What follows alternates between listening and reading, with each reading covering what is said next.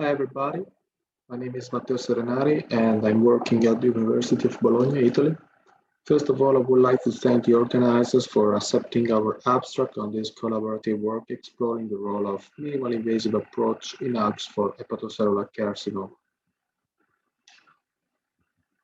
As you know, according to BCLC staging system, which is one of the algorithms most used in Europe, surgery should be reserved only for patients within stage 0 or stage A.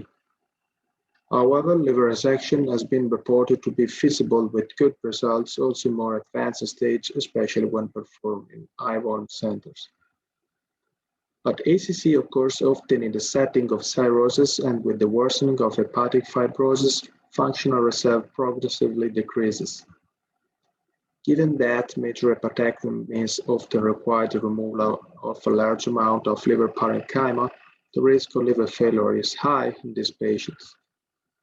In case of small and especially very small fetal liver remnant, Alpps has been described to be one of the most promising strategies to increase the remnant volume. Although Alpps has been proposed in ACC setting as rescue strategy or in case of portal vein tumoral thrombosis, short-term results are poor as compared with metastatic disease. Long-term outcomes, however, in more recent series seem to be better than treatments such as chemoembolization. The advent of minimally invasive techniques has allowed to improve surgical outcome in ACC patients, including those with portal hypertension. Therefore, our aim was to compare the short-term outcomes of minimally invasive versus open Alpps for ACC with specific focus on PHLF. Secondary endpoints were the identification of protective and risk factor for post-hepatectomy liver failure and the analysis of mid-long-term outcomes.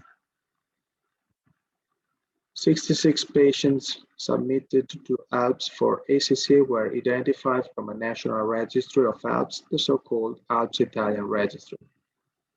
Patients were stratified in two groups according to the approach of stage 1, minimally invasive versus open. The main outcome of this study was grade BC PHLF according to the International Study Group of Liver Surgery. Stage 1 of Alpps was performed in 14 patients using a minimally invasive approach, of which 13 laparoscopic and 1 robotic, whereas 52 patients were operated by using an open approach. Portal vein tumoral thrombosis was preoperatively documented in 27 patients, whereas Alpps was considered due to failed portal vein embolization in 4 patients. There were no significant differences between the two groups, except for MELD score and error of surgery. With regard to the surgical technique, partial parenchyma transection was performed more frequently in the minimally invasive group, as well as PVE, which was carried out only in minimally invasive Alpps. Using a minimally invasive approach, a significantly higher rate of patients was discharged home after the first stage in a median of 5 days. For completion of stage 2, liver volumes were comparable between the two groups. 5 patients did not complete the second stage of Alpps.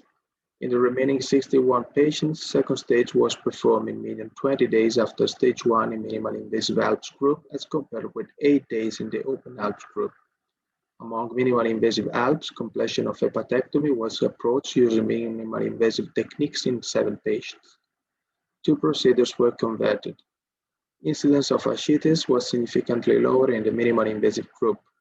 Major morbidity after minimally invasive Alpps was 8.3% compared with 28.6% reported after open Alpps, whereas mortality was nil after minimally invasive Alpps without reaching statistical significance. Length of hospital stay was significantly shorter in minimally invasive Alpps. With regard to histology, cirrhosis was present in 68.9% of patients in open Alpps group compared with 25% in minimally invasive Alpps group. Size and number of nodules were comparable between the two groups as well as Edmondson grade and presence of microvascular invasion. When looking to survival rates, median overall survival and disease-free survival did not significantly differ between minimally invasive Alpps and open Alpps. Univariate logistic regression analysis examining the effect of patient and surgical factors on the development of PHLF found a significantly protective effect from both minimally invasive Alpps and partial parenchyma transection. Multivariate analysis did not show any independent predictors of PHLF. This is one of the largest studies reporting the use of Alpps in ACC patients. Partial parenchyma transection, combined or not with PVE, the so-called mini-Alpps, and carried out by using a minimally invasive approach in stage 1, might have been responsible for the lower occurrence of PHLF in minimally invasive group. In recent meta-analysis, partial parenchyma transection has been demonstrated to be associated with decreased postoperative complication in Alpps, whereas laparoscopic approach to be protective against the risk of developing PHLF after hepatic resection. This is just speculative, but because drop of liver function may occur after Alpps first stage, as shown by hepatocellular scintigraphy, it may be reasonable to think that both partial parenchyma transection and minimally invasive approach may have also helped to preserve liver function in the interstage by decreasing surgical stress. In conclusion, minimally invasive first stage of Alpps together with partial parenchyma transection can be considered a safe option in selected ACC patients. Minimally invasive stage 1 allowed to decrease not only morbidity and mortality rates, but also incidence of PHLF. These findings were confirmed respectively from the approach chosen for stage 2, for which minimally invasive feasibility is still to be analyzed in details. Thank you for your attention, and thank you to the Italian team who did a great job despite the pandemic. Thank you.